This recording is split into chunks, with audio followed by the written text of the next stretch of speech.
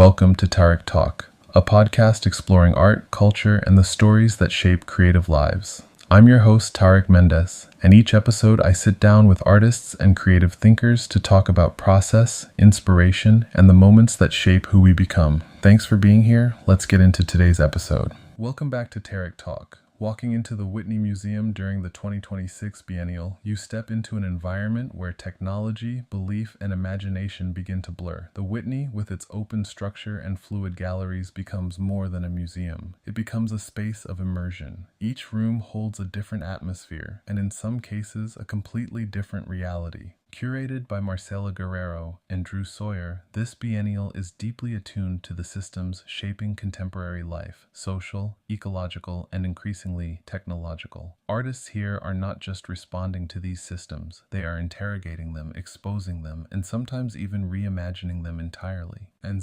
Blas's work does exactly that. His installation, Cultus, is part of a larger trilogy titled Silicon Traces, which explores the ideologies driving the tech industry's pursuit of power and control. But rather than presenting this critique in a straightforward way, Blas constructs an entire world, one that feels at once futuristic and strangely ancient. As you enter the space, it doesn't feel like a traditional gallery. It feels like stepping into a kind of digital temple. The installation is immersive, filled with moving images, sound, and presence. Large-scale video projections unfold across the room, created through computer graphics and motion capture performance. Figures appear, shift, and dissolve, existing somewhere between human and machine, between body and code. There's a sense of ritual. Musicians and actors populate this environment, performing within the installation as if participating in a ceremony, and layered throughout are lyrics and sermons, texts generated in collaboration with AI systems. These voices echo through the space, creating a rhythm that feels both technological and spiritual. Blas is exploring a powerful idea here, that the language and culture surrounding artificial intelligence often mirrors religious belief.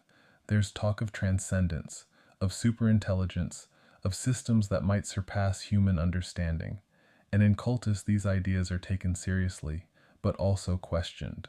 The installation imagines a pantheon of AI gods, not as literal deities, but as symbols of the ideologies shaping the tech world. These figures represent a belief in domination, in optimization, in a future controlled by systems that promise perfection, but may carry their own forms of power and exclusion. And within this constructed mythology, there is also resistance. Blas introduces what he describes as a heretical presence, something that disrupts the system from within. It's not always visible, not always defined, but it's felt.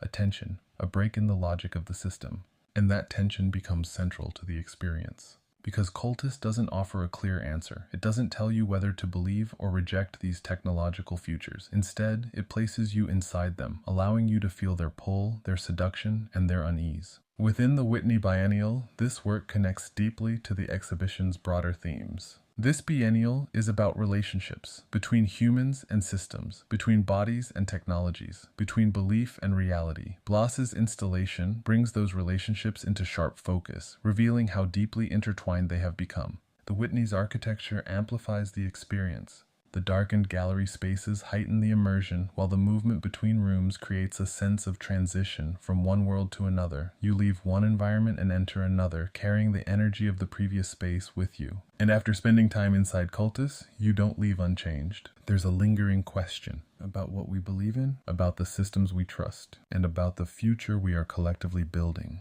Because in the Whitney Biennial 2026, Blas's work doesn't just reflect the technological moment we're in. It asks what happens when that moment begins to feel like a form of faith. Thank you for spending this time with me on Tarik Talk. If this conversation resonated with you, don't forget to subscribe and share the episode. You can follow along on social media for behind-the-scenes moments, guest highlights, and what's coming next.